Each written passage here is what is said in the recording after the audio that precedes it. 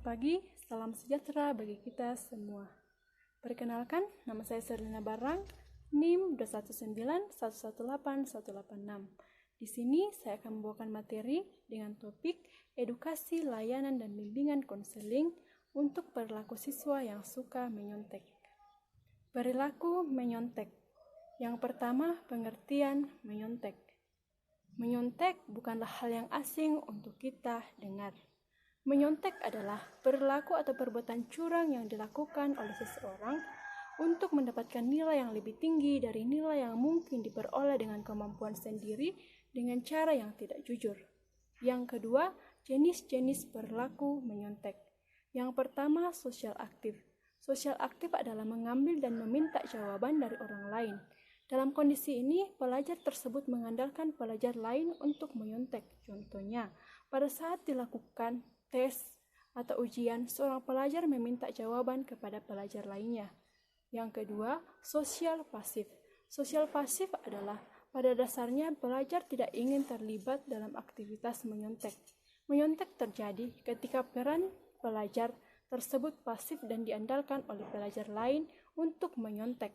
Contohnya, ketika dilakukan tes klasikal atau ujian, pelajar membiarkan pelajar yang lain untuk melihat hasil pekerjaannya atau bahkan pasrah dalam memberikan contekan.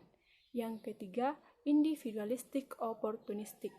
Individualistik oportunistik adalah kegiatan menyontek yang dilakukan oleh individu yang impulsif atau melakukan kegiatan menyontek dengan tiba-tiba dan tidak merencanakan sebelumnya. Contohnya, membuka buku atau menggunakan internet, handphone saat tes atau ujian berlangsung. Yang keempat, independent plan.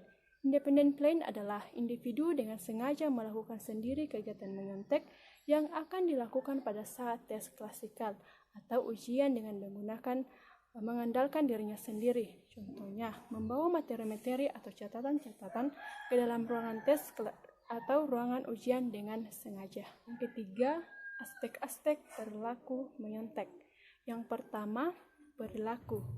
Pada konteks menyontek, perilaku spesifik yang akan diwujudkan merupakan bentuk-bentuk perilaku menyontek, yaitu menggunakan catatan jawaban sewaktu ujian atau ulangan, mencontoh jawaban siswa lain, memberikan jawaban yang telah selesai kepada siswa lain, dan mengelak dari aturan-aturan. Yang kedua, sasaran. Objek yang menjadi sasaran dari perilaku spesifik dapat digolongkan menjadi 3 bagian, yaitu yang pertama, orang tertentu atau objek tertentu, yang kedua, sekelompok orang atau sekelompok objek, dan yang ketiga, orang atau objek pada umumnya. Pada konteks menyontek, objek yang menjadi sasaran perilaku dapat berupa catatan jawaban, buku, telepon genggam, kalkulator, maupun teman. Yang ketiga, situasi. Situasi adalah lokasi terjadinya perilaku. Pada konteks menyontek, perilaku tersebut dapat muncul jika siswa merasa berada dalam situasi terdesak.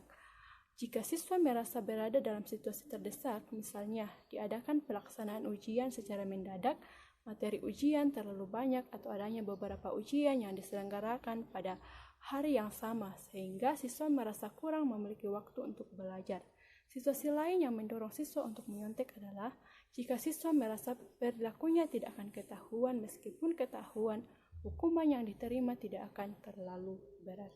Tentu dalam satu periode atau tidak terbatas dalam satu periode, misalnya waktu yang spesifik atau hari tertentu, tanggal tertentu, jam tertentu, periode tertentu, bulan tertentu, dan waktu yang tidak terbatas, waktu yang akan datang. Kemudian, faktor penyebab perilaku menyontek. Faktor perilaku menyontek yang pertama, adanya tekanan untuk mendapatkan nilai yang tinggi. Tekanan tersebut biasanya berasal dari diri sendiri, lingkungan keluarga, dan bahkan pertemanan atau teman sebaya. Setiap siswa akan mendapatkan nilai yang tinggi dibandingkan dengan teman-temannya. Hal tersebut membuat siswa atau individu cenderung melakukan segala cara agar mereka mendapatkan nilai yang tinggi. Selain itu, tekanan tersebut bisa dari orang tua atau keluarga, di mana keluarga menginginkan anaknya agar anaknya memiliki nilai yang tinggi dalam bidang akademik. Ya, mungkin jika anaknya tidak mendapatkan nilai yang tinggi, mereka mungkin akan dihukum atau diberi sanksi. Nah, hal tersebutlah yang membuat siswa memiliki tekanan ingin mendapatkan nilai yang tinggi. Faktor yang kedua yaitu keinginan untuk menghindari kegagalan. Ketakutan untuk mendapatkan kegagalan di sekolah sering dialami oleh siswa. Kegagalan tersebut muncul dalam bentuk tidak naik kelas, takut mengikuti ujian susulan, atau takut remedial. Hal tersebut memicu terjadinya perilaku menyontek. Faktor penyebab yang ketiga adalah kurangnya waktu untuk menyelesaikan tugas sekolah. Biasanya, tugas sekolah seringkali datang secara bersamaan. Satu hari biasanya, siswa memperoleh pelajaran sebanyak 3-4 mata pelajaran. Nah, terkadang tugas-tugas sekolah yang diberikan itu datang secara bersamaan seperti dalam satu hari ada 4 mata pelajaran dan diantaranya diberikan tugas. Dan waktu pengumpulannya pun tidak jauh berbeda atau berdekatan. Hal tersebut membuat siswa sering kali mengalami kesulitan membagi waktu siswa untuk menyelesaikan tugas-tugas tersebut. Yang keempat, dampak perilaku menyontek. Yang pertama, makin malas belajar. Apabila sudah terbiasa menyontek, kamu akan berpikir udah capek belajar dan belum tentu mendapat nilai yang bagus, jadi mending menyontek saja. Tanpa didasari pemikiran menjadikan kamu semakin malas dan tidak disiplin. Yang kedua, tidak bisa belajar. Karena terlalu sering mengandalkan contekan, kamu jadi tidak bisa belajar. Akibatnya, saat kamu harus benar-benar belajar, kamu akan merasa kesulitan dalam belajar. Yang ketiga, meragukan kemampuan sendiri. Saat terbiasa menyontek, kamu akan menjadi bergantung pada contekan seketika ujian atau mengerjakan tugas. Akibatnya, kamu menjadi ragu akan kemampuan diri dan merasa tidak akan mendapat nilai bagus apabila tidak menyontek. Yang keempat, terbiasa berbohong. Berawal dari tidak jujur saat ujian, menyebabkan kamu menjadi terbiasa berbohong. Sebab, kamu berpikir bahwa kamu berhasil selama ujian dengan berbohong dengan contekan. Hal tersebut menjadikan kamu mudah berbohong dan menjadi kebiasaan. Yang kelima, lebih menyukai cara instan. Karena terbiasa menyontek, kamu menjadi malas untuk berusaha dan memilih cara-cara instan yang hanya berorientasi pada hasil tanpa mempedulikan proses. Dan yang keenam, mudah menyerah jika mendapatkan kesulitan.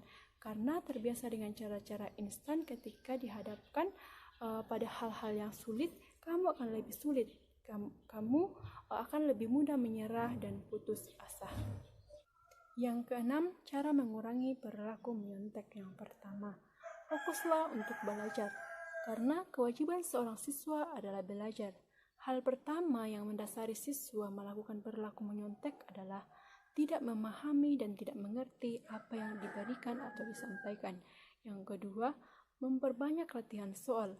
Memahami materi itu belum cukup, oleh karena itu dibutuhkan latihan soal untuk memperdalam materi-materi tersebut. Yang ketiga, memperkuat iman seperti memperbanyak berdoa dan beribadah. Yang keempat, jangan menerima jawaban dari orang lain. Yang kelima, percaya diri atas kemampuan yang dimiliki. Yang keenam, bertemanlah dengan individu yang dapat memberikan pengaruh yang baik. Saya berharap kalian bisa memahami materi yang saya sampaikan dan bisa menerapkan cara-cara bagaimana mengurangi perilaku menyontek. Untuk itu, marilah untuk menghentikan perilaku menyontek dari sekarang. Lebih baik mendapatkan nilai yang sesuai dengan kemampuan kita daripada mendapatkan nilai yang bagus tapi dari hasil menyontek. Nah, itu saja yang saya sampaikan. Kurang lebihnya saya mohon maaf dan semoga kita tetap diberikan kesehatan yang baik. Tuhan Yesus memberkati.